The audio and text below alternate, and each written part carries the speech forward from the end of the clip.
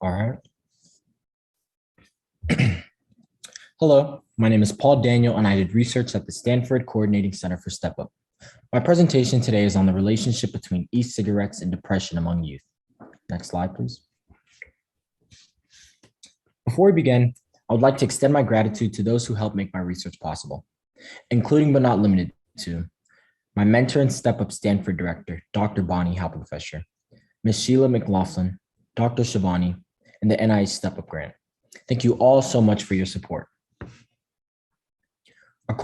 Next slide, please.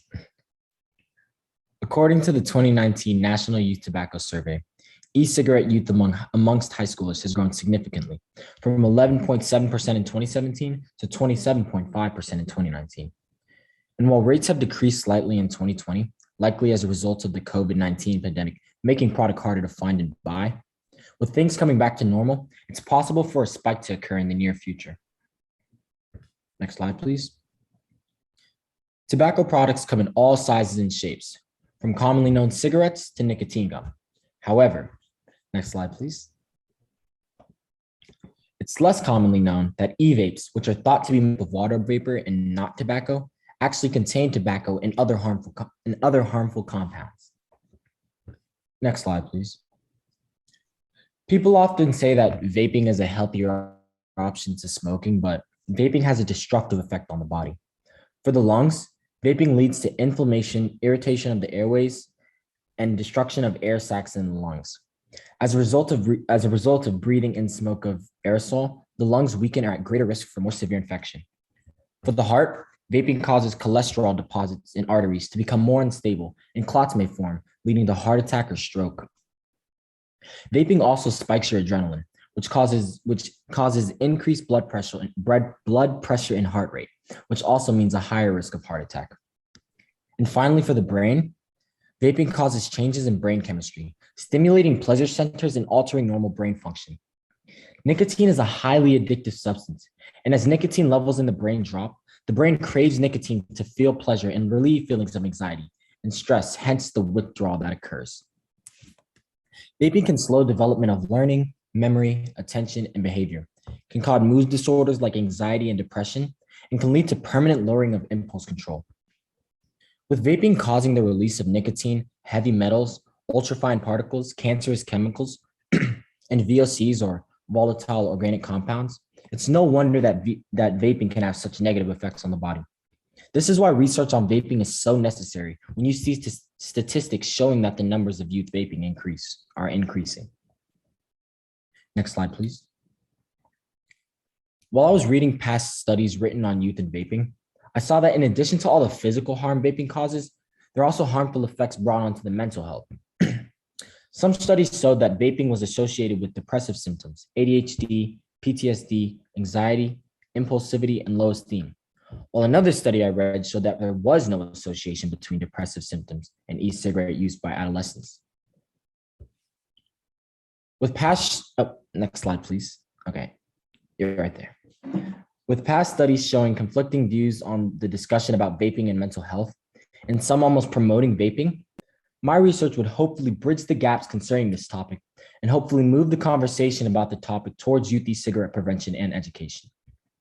And while some past studies have shown a relationship between vaping and depression, there have been no data collected on a national level. The data collected from this study encompasses many people of different races from all across the country, making this data set more generalizable. I hope to answer the research question of the association between vaping and depression, and hopefully to use the data to look into what measures can be done to prevent youth vaping and depression. I hypothesized that an individual who vapes is more likely to exhibit symptoms of depression than someone who does not vape.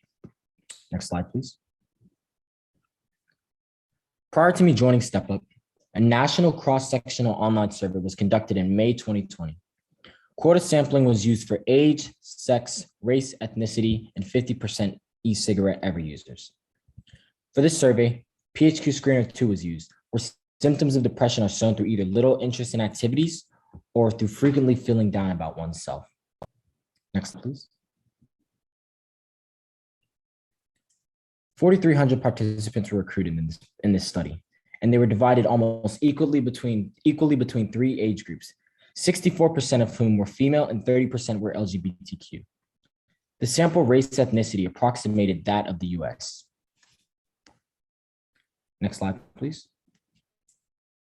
We found that 40%, or N equals 591, of those who vaped at least once in their life showed signs of depression, while only 27.2%, which was 873 individuals, of those who never vaped showed signs of depression.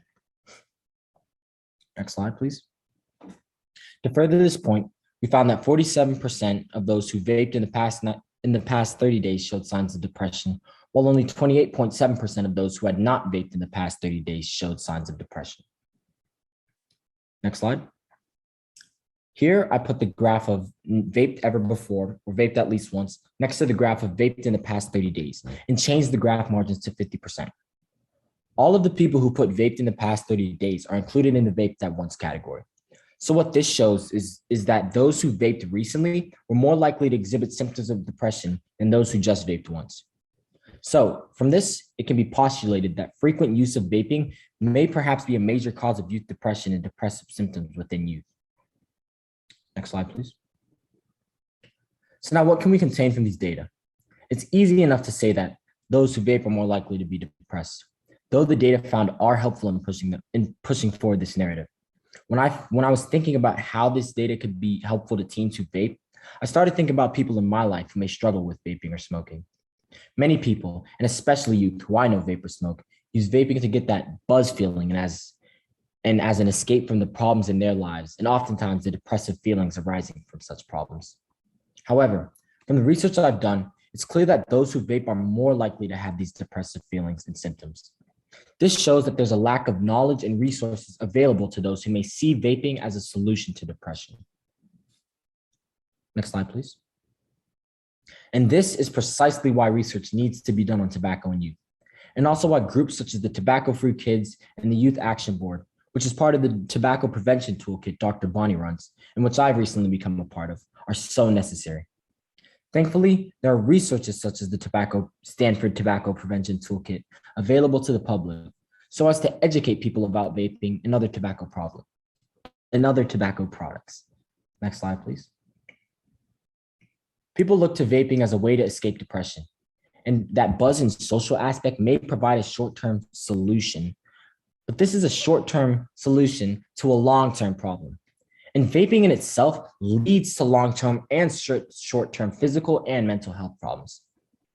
The positive correlation between vaping and depression found should hopefully lead healthcare providers and families to ensure that they address depression so as to reduce the number of youth vaping and put an end to the youth vaping epidemic while also stifling youth depression. Thank you.